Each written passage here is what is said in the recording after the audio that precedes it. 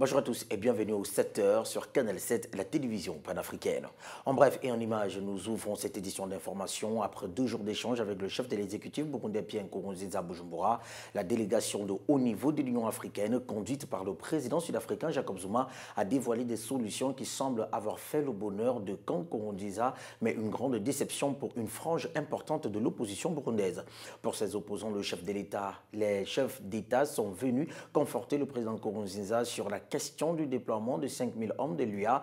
Il propose à l'Union africaine de porter à 100 le nombre de ses observateurs des droits de l'homme, ainsi que pour ses experts militaires non armés. Un autre sujet sur lequel la délégation était attendue, c'est celui de la relance d'un processus de dialogue au point mort. La délégation de haut niveau a certes appelé le médiateur ougandais à organiser le plus vite possible un dialogue inclusif, mais elle précise que ce sera avec les acteurs importants de la crise. Toujours en bref et en image, mais cette fois à Dakar, un rassemblement des partisans du non au référendum du 20 mars prochain a été interdit par les autorités sénégalaises. Cette manifestation a été organisée par la coalition Joubanti Sénégal en langue wolof, Redresser le Sénégal, une coalition proche du Parti démocratique sénégalais abrégé PDS, parti d'opposition qui rejette le projet de réforme de la Constitution. Selon le préfet de Dakar, cette manifestation avait des risques d'entrave à la libre circulation des personnes et des biens, des risques avérés d'infiltration par des individus mal intentionnés et des risques de troubles à l'ordre public. Un avis infirmé par le secrétaire général de la coalition Joubanti Sénégal précise que la manifestation visait à appeler à voter contre précisément ce projet de réforme de la Constitution lors du référendum. Toujours en politique au Niger, pas de coup KO et donc passage obligatoire au second tour pour le président Mahamadou Issoufou. La Commission nationale électorale indépendante a rendu public les résultats définitifs du premier tour de ce scrutin qui donne tout de même le président sortant en tête. Les détails dans cet élément de Blanche Bitka. Arrivé en tête avec 48,41% des suffrages, selon les résultats annoncés par la CNEI, le président sortant nigérien devrait affronter lors d'un second tour inédit l'opposant à Mahamadou qui a recueilli 10,41% des voix bien qu'étant emprisonné. La volonté divine selon Mahamadou Issoufou.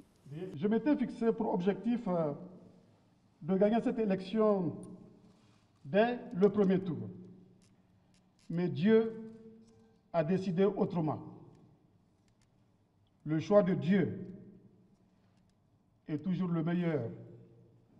Les résultats provisoires que j'ai obtenus face à 14 adversaires sont impressionnants et sans précédent.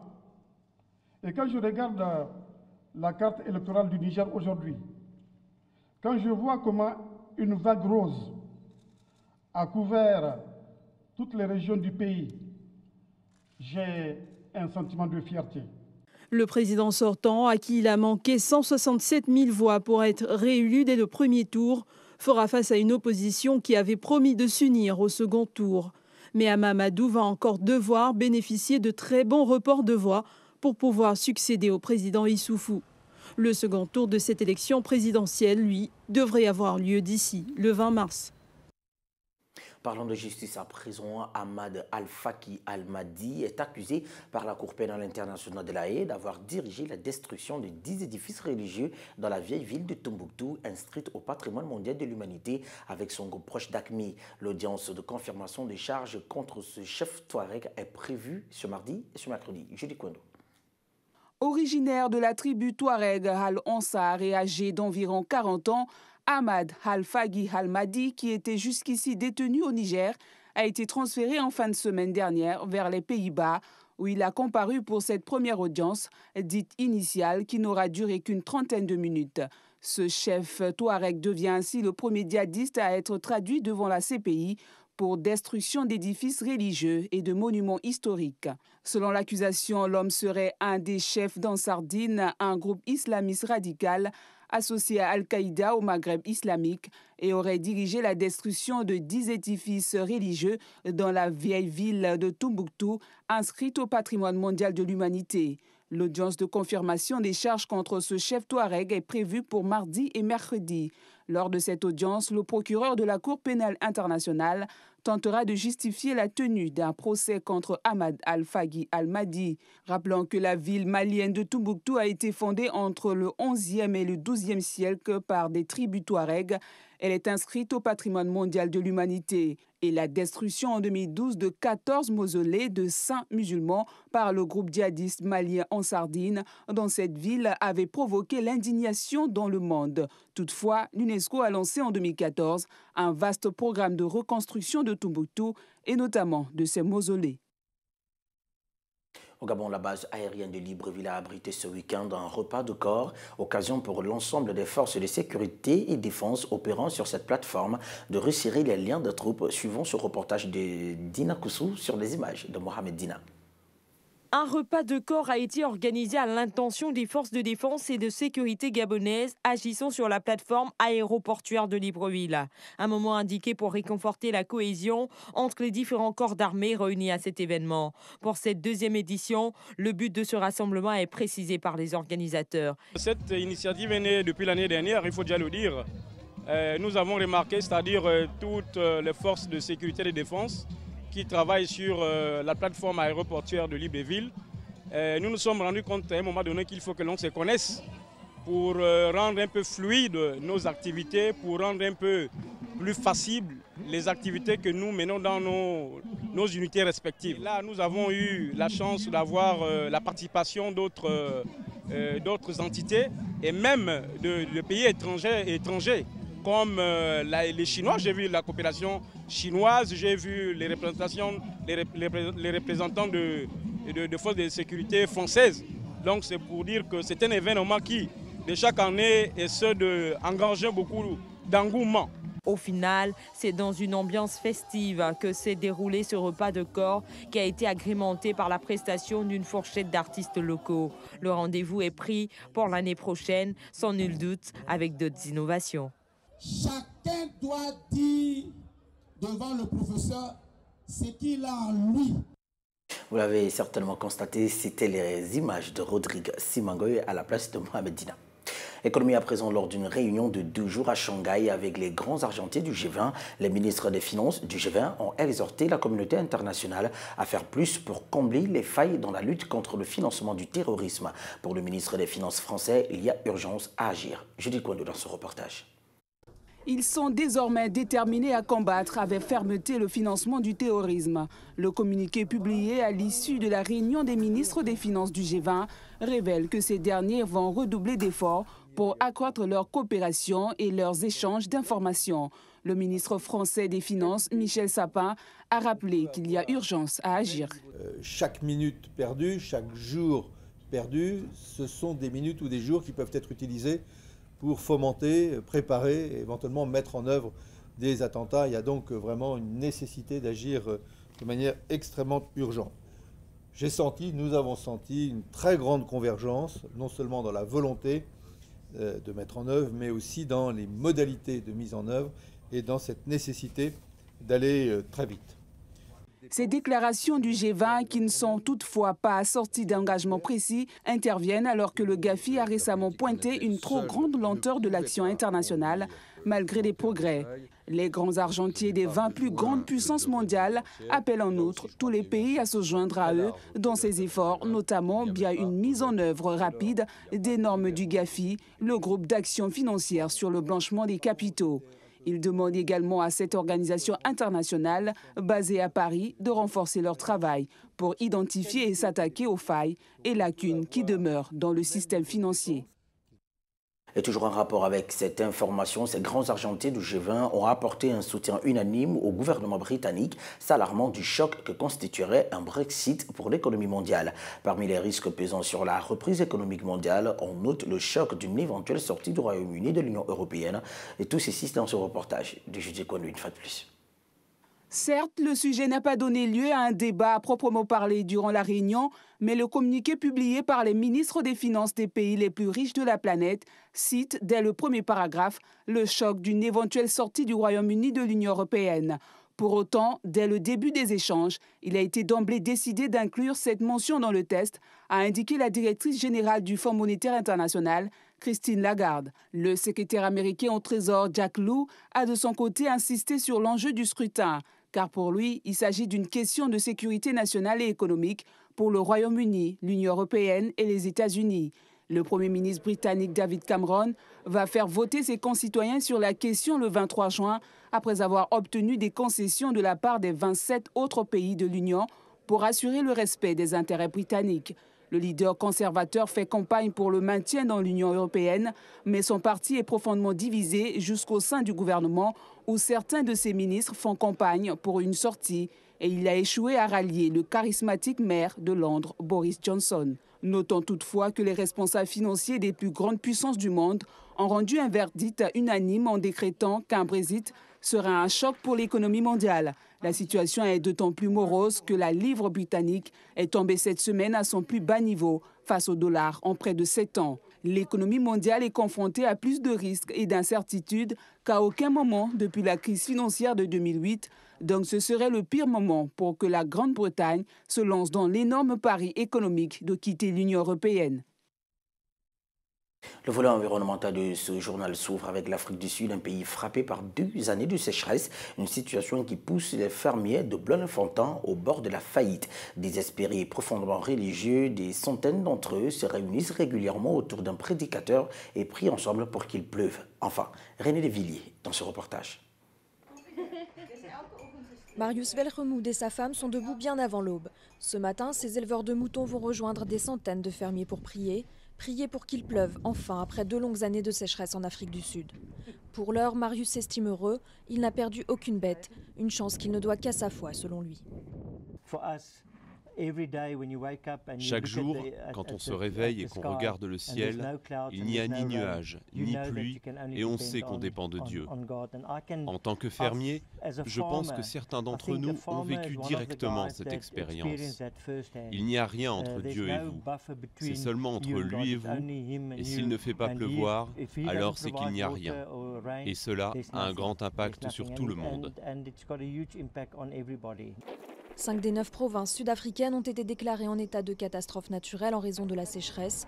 À la prière, un grand nombre de fermiers présents constituent l'unique source de revenus de leur foyer. Ça me brise le cœur, bon sang.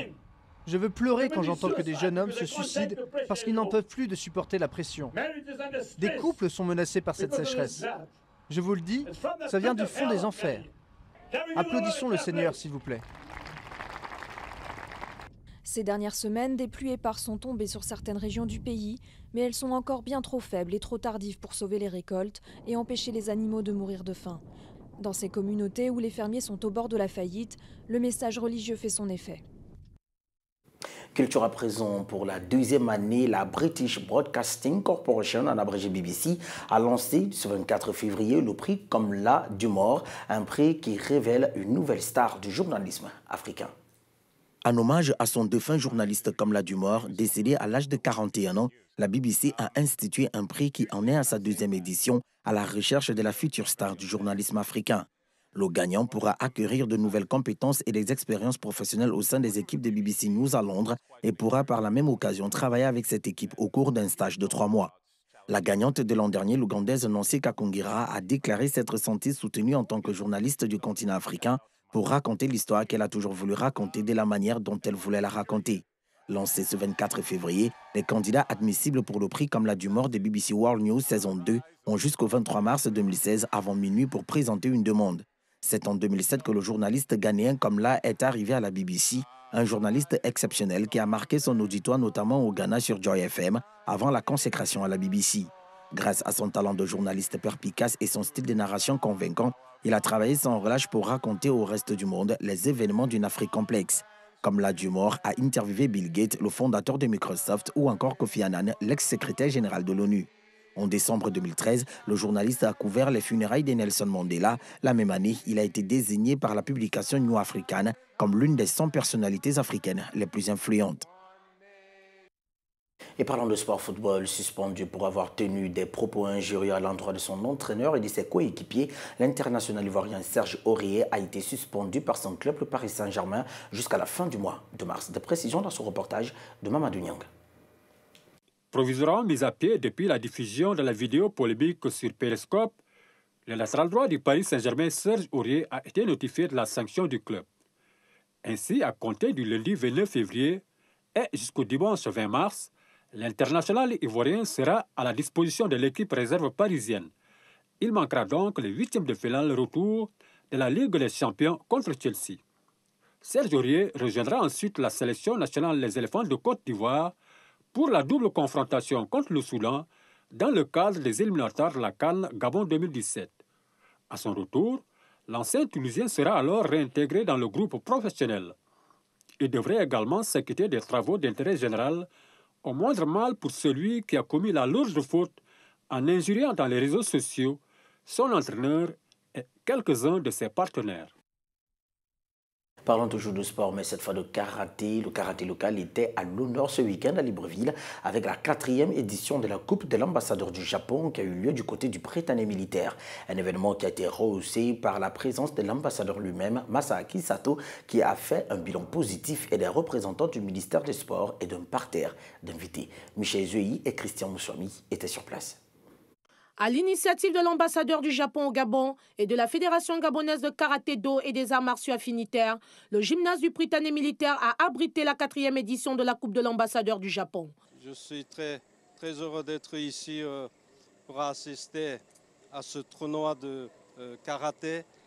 Et nous avons, l'ambassade du Japon, a travaillé jusqu'ici avec la Fédération nationale gabonaise de karaté, et c'était 4e édition de tournoi de karaté comme ceci, et donc nous voudrions de continuer et toujours avec la fédération et d'organiser 5e, 6e et encore continuer comme ça. Le président de la Fédération de karaté a exprimé son sentiment de satisfaction au terme de cette compétition qui était basée sur les principes du judo. C'est un sentiment de quelqu'un de comblé, quelqu'un de satisfait de ce qui vient de se faire. Il y a eu une particularité dans la 4e édition, ce que nous avons associé les juniors, et vous l'avez vu. Ça a été une bonne réussite, ça a été une belle expérience. Son Excellence, Monsieur l'ambassadeur du Japon au Gabon, lui-même était là avec son épouse et tous ses collaborateurs. Je pense que les choses se sont bien déroulées. Destiné aux juniors et aux seniors, il faut tout de même préciser que cette Coupe de l'ambassadeur du Japon a servi de baromètre tant pour les sportifs que pour les instances dirigeantes. Et voilà, et dans le cadre du 77 News d'hier, et dans le cadre du 77 News d'hier, et dans le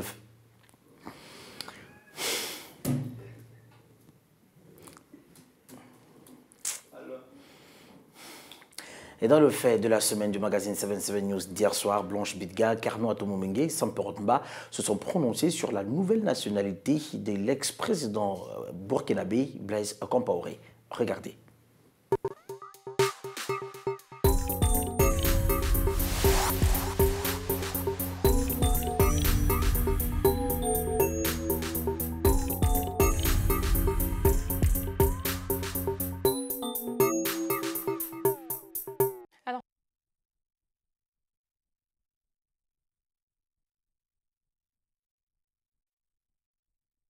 Voilà, c'est tout pour cette... Les gars, vous venez à casser le rythme. Dis-les qu'on va reprendre.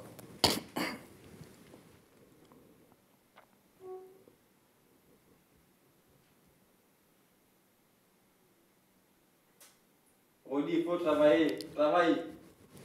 Tu es venu à 16h, de quoi tu n'as rien fait depuis 16h? Avant même le début qu'on petit, c'est Eric là. Demande qu'il revienne, je fais. Oui, ça ne peut pas y aller. Voilà, c'est tout pour ce 7h. Mesdames, Messieurs, merci de nous avoir suivis. Restez en compagnie de nos programmes et surtout, très bon début de semaine. Il va faire référence. Demander 22h. Voilà, mesdames, messieurs, c'est tout pour ce 7h. Merci de nous avoir suivis. Restez en compagnie de nos programmes et surtout, très bon début de semaine à toutes et à tous, où que vous soyez sur le continent.